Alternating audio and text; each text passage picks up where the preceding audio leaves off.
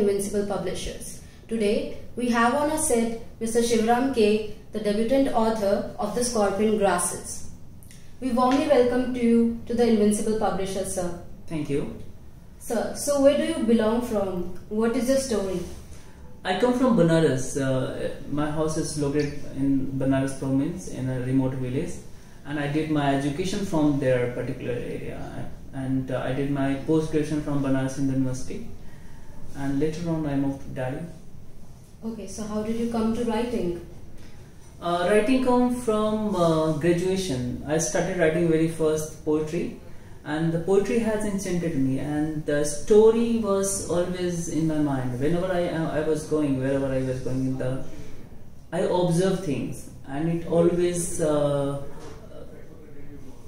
revolve in my imagination. So about this book, I can say that I started at the time of my post-graduation while studying in Banaras University. Okay. So starting with his novel, The Scorpion Grasses, I would like to start by reading a verse out of his book. In the prologue, there is a very beautiful verse that I totally reflected with. So, there's this verse, meeting with a stranger, you, nobody I knew. When we met very first, sat at a bench under the voracious tree of a random park where tramps ramble. Laymen, old age and peers, we shared our sore, blend, sweet past, we talked, laughed and shared. A gentle sensation when you touched, relieved me, being untouched.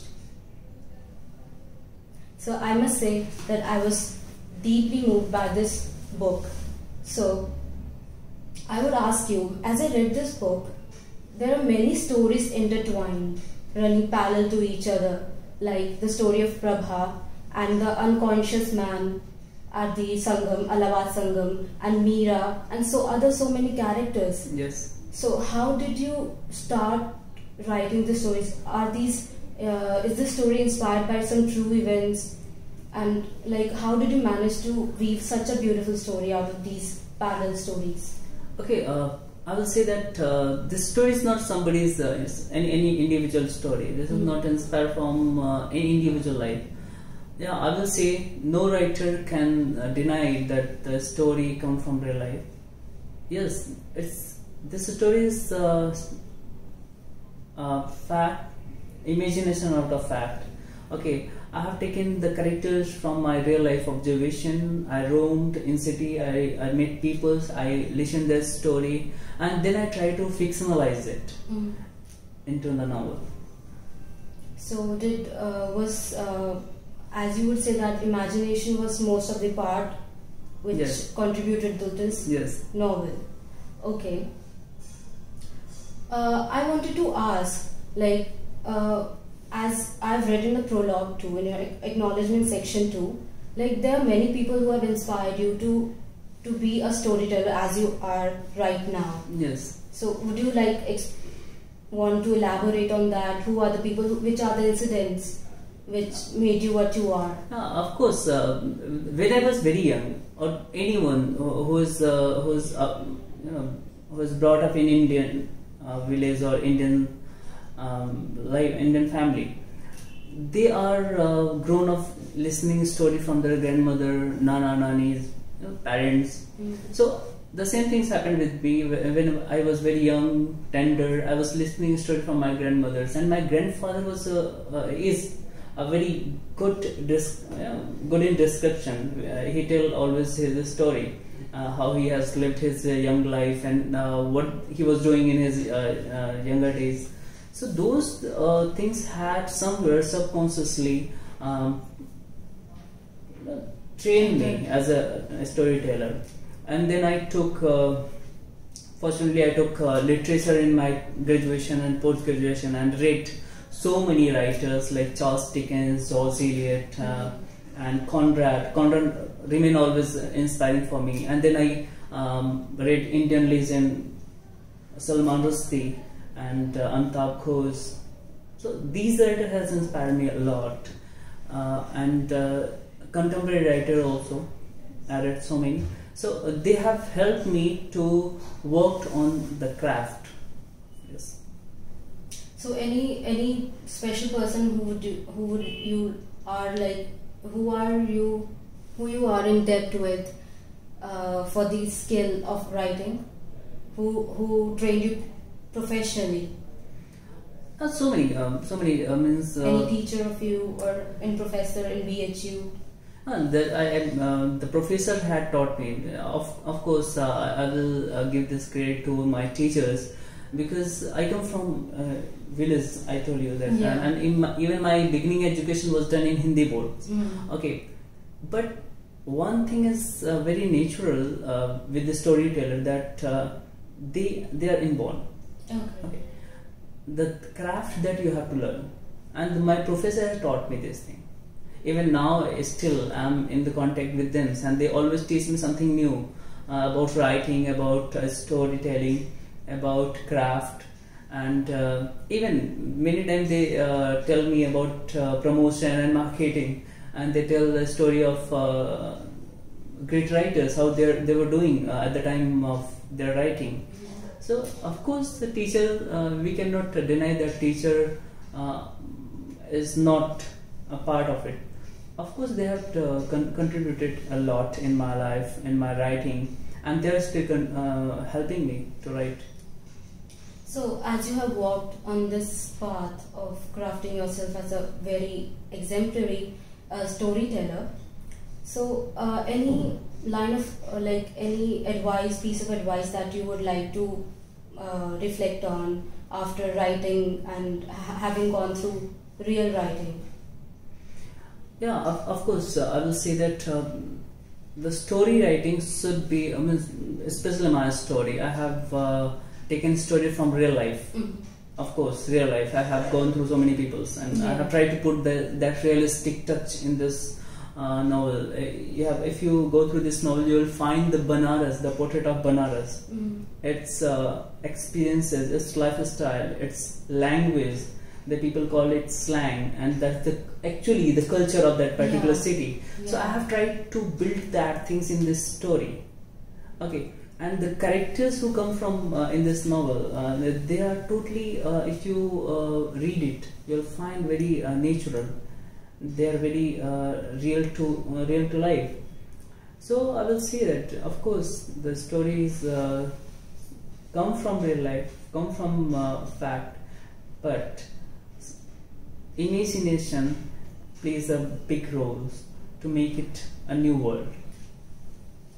Rightly said. And I found that your novel consists of such down to earth and ground based reality, realistic renditions of everyday life and human relationships.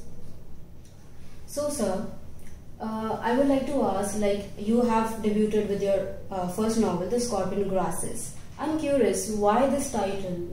How does it reflect the story? Yes, many people are asking this question.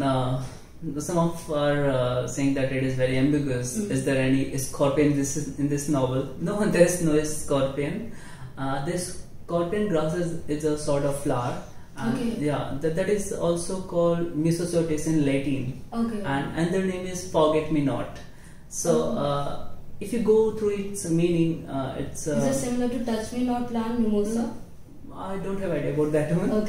But I have researched over it, and there's one scene happen in this novel where you find a reference of this scorpion grass. So it is the metaphor of memory, nostalgia, to an undying love relationship.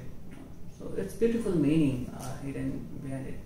And if you go through this novel, you will find all those things are inbuilt in this both plot. As I told you that the story is telling the story of Indian small city and village life. See, I never knew about scorpion grasses. Thank you so much, sir. Yeah.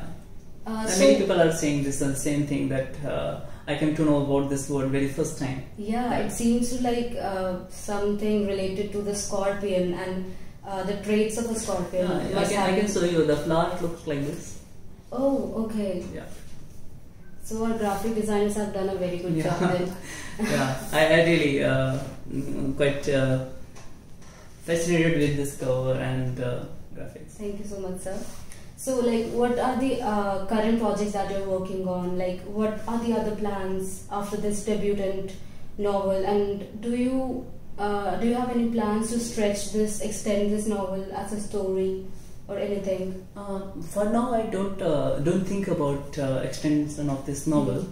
I have several projects ahead I'm working on.